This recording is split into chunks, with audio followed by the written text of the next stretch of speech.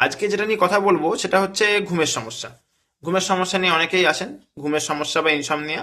Insomnia একটা অন্যতম presenting complaint, লোকজন বোঝেন না যেটা, সেটা হচ্ছে যে ঘুমের সমস্যা কিন্তু বেশিরভাগ ক্ষেত্রেই শুধুমাত্র ঘুমের সমস্যা নয়, অর্থাৎ প্রাইমারি ইনসমনিয়া নয়।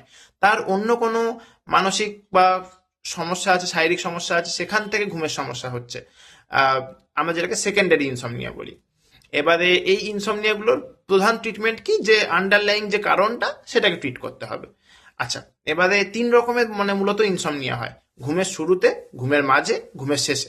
এবারে ঘুমের শুরুতে যে ইনসমনিয়াটা, সেটা অনেক ক্ষেত্রে আমরা দেখি ওপিডিতে বা রেগুলার বেসিসে আমরা যেটা দেখি, সেটা হচ্ছে যে ওই চিন্তা টেনশন নিয়ে একটা ইয়ে থাকে, যে অনেকক্ষণ ধরে ওভার থিঙ্ক করছেন, একটাই জিনিস মাথার মধ্যে আসছে, ঘোরাফেরা করছে, তার কনসিকুয়েন্স নিয়ে ভাবছেন, ওভার থিঙ্কিং করছেন, সেই জন্য ঘুম আসতে লেট হচ্ছে। এটা কিন্তু মানে ওই প্রাথমিক যে ইয়েটা ইনসমনিয়াটা, সেটা কিন্তু একটা অন্যতম কারণ। দ্বিতীয়ত কি, মিডিল ইনসমনিয়া, মানে হচ্ছে ব্রেকস হচ্ছে, ঘুমের মধ্যে ব্রেকস হচ্ছে, ভেঙে যাচ্ছে ঘুমটা বারবার করে, এবং তারপরে ঘুম আসতে লেট হচ্ছে। এবং তিন নাম্বার ইনসমনিয়া কি, সেটা হচ্ছে যে ঘুমটা সময়ের আগেই ভেঙে যাচ্ছে এবং তারপরে আর আসছে না।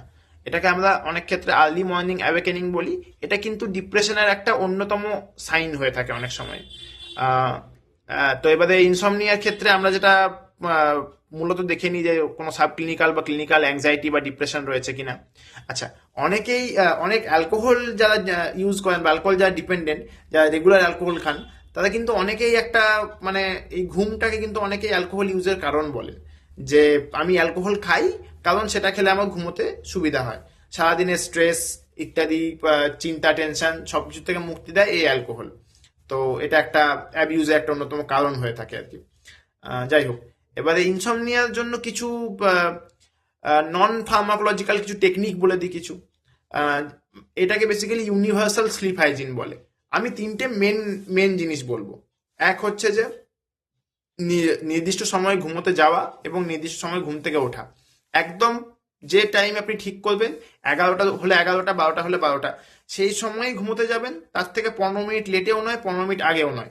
প্রত্যেক দিন যেমনই কাজ থাক, যাই থাকুক, যে রকমই ওয়েদার থাকুক, আপনি ওই সময় ঘুমোতে যাবেন।